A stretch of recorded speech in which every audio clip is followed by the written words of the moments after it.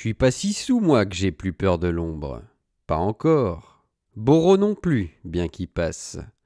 Je vois bien qu'il réfléchit devant tout l'espace de la rivière comme devant un monde perdu. L'autre rive là-bas, c'est plus loin que la nuit. Il en arrive plein de froid. Je vais parler. Tais-toi, qui me dit, petite bourrique. Tu comprends rien au pressentiment. T'es bête comme un étage. Il faut tout te montrer. Dans la piaule, il y avait ceux qui plottaient à plein tapis. On a retroussé les deux rouquines pour voir si c'était de la teinture. Tout le monde était content. On organise un bridge à poil. Boro, qui a vraiment trop bu, circule à genoux, en chapeau et par-dessus. Le colonel autorise qu'on le suce. Deux femmes à Cantalou se mettent au boulot sur les Russes. On se régale. Boro cherche l'or qu'il dit, et la vérité sous les tables, en grognant. Laissez passer celui qui souffre. Mais c'est à sucer aussi Boro qui s'y met dans la salle de bain. Il régale une des rouquines tellement bien qu'elle s'empâme. Toujours avec son bloum et son cache-nez. L'autre rouquine en veut aussi. Elle enrage. On encourage. C'est beau des cuisses énormes qui jouissent. Ça se tend sec par sursaut tout au long. On dirait que sous la peau un couteau passe. Il en a plein la bouche, Boro, du plaisir. Il grogne comme plusieurs cochons. J'ai retenu Boro qu'il a plus d'audace que les autres. Il n'a pas peur de montrer, de farfouiller tout. Les autres, même Cantalou, se gênent encore dans certains cas. Ils se relèvent et titubent pour aller prendre l'air. Les deux rouquines se bisent en attendant. Il revient et recommence à farfouiller la prière goulue. Je vous ferai demander pardon, charogne. Je vous ferai demander pardon. Il s'acharne. C'est vrai qu'il mange comme un dieu. Il se détourne, tout baveux. Regarde le génie, Ferdinand, regarde. L'eau vivante. Mettez le feu divin, vous autres. Mettez. Les sisters demandent grâce. Elles s'arrachent. Boro se rue sur le petit groom qui s'amusait bien. Il lui déchire la braguette. Cantalou s'interpose. Le môme hurle. Pense aux gens d'à côté. Tout le monde à présent dans la piaule se frotte. Les rouquines sont encore sucées. Boro veut chasser les joueurs du milieu du guéridon. Il le renverse. Il est possédé, sa gueule a doublé de volume. Il doit souffrir énormément. Cantalou qui est costaud lui refile un grand coup de poing dans la gueule. Boro bascule, on l'enferme dans la salle de bain. On l'entend qui se démène, bouscule la chaise et les flacons, s'inonde et fait gicler la douche.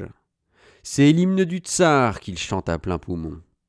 Enfin, voici Angèle et Bijou. Elle est plus pâle, et ses yeux brillent d'une façon que je reconnais. Quanta n'est pas dupe, non plus. Elle s'est filée sûrement de la poudre dans les narines avant de venir. Le Bijou a dû faire au Savoie même un tour dans les cuisines. Le second sécheur aux assiettes, il en a, je le sais. Et l'aspic de la mission de Bolivie, je le connais aussi, au 3e, au 118, le chauve à lunettes, en vie. Mais le plus grave, c'est la peur qu'arrive quand même par la fenêtre ouverte, sur trop de nuit. Il n'y aura pas d'alerte, c'est plus gai quand il y en a, des alertes. Voici le petit train qui chenille sur le pont, il hésite, il s'arrête, on tombera tous dans la nuit. Le capitaine doit avoir des visions, il va porter un toast aux ombres. Il se dresse à poil devant la croisée. Mais Boro casse tout dans la salle de bain. On avise, on va le chercher. Il entre encore en fureur, renverse la table du jeu, veut vociférer l'avenir aux cartes. Approchez tous, que je vous envoûte. Approchez. Je vais tous vous démontrer votre destin. Et kchit, et kchit. Il pompe encore sur sa fluxion. Il hurle si fort quand nous sommes d'en bas que ça cesse. Il aperçoit Angèle. Approche-toi, ne me crains pas, tes sens me guident. Elle a peur, elle se réfugie derrière moi. Approche, lui gueule Boro. approche Angèle, je vais tout te dire. Angèle choisit une carte quand même dans son jeu, et puis s'évanouit. C'est une transe. Angèle, tu n'es pas seule. Angèle, tu ne seras plus jamais seule. Boro hurle plus fort que tous, et puis s'agenouille à côté et veut lui manger la bouche. Alors c'est une vraie corrida. Je bande et je n'ose plus.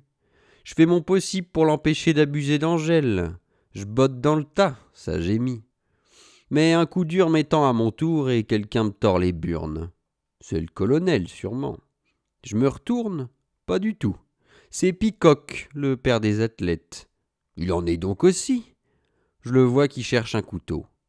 Quant à Loul des armes avec aumône, c'est du joli. Dudule, le petit marle d'Anvers qui lui retourne les 2 pouces d'un coup. Je boite jusqu'au téléphone. Qu'on envoie un dentiste d'urgence. Tout le monde applaudit. On va rigoler encore plus. Tout ce qu'il faut pour extraire. J'ai encore ma tête.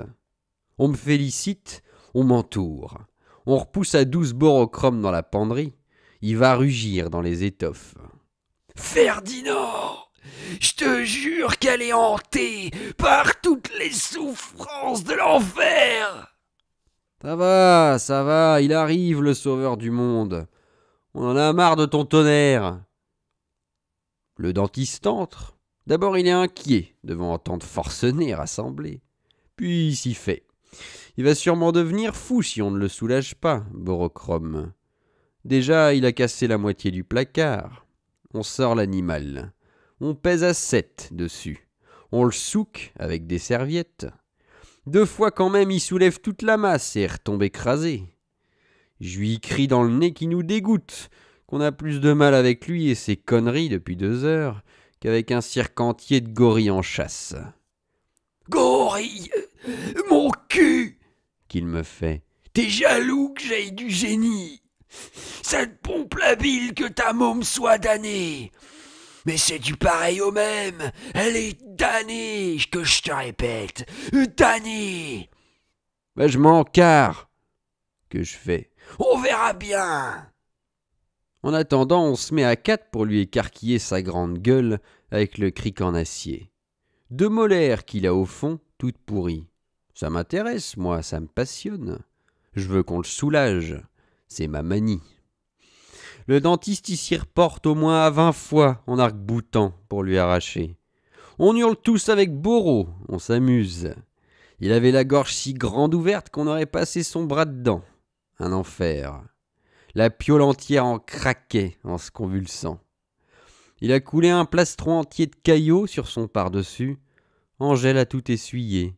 Elle a voulu. C'était fini. Alors Angèle l'a pris dans ses bras. Elle l'embrassait sur sa grosse figure. Il était plein de larmes. « Boro, Boro !» qu'elle lui faisait. « Dis plus rien, mon gros. Dis plus ça, t'auras plus mal. C'est fini. » Il disait plus rien non plus. Il n'engueulait plus personne. Une fois épongé, on l'a couché. Il tremblotait de toute sa masse. Et son génie s'en allait. Il transpirait de haut en bas avec la grelotte.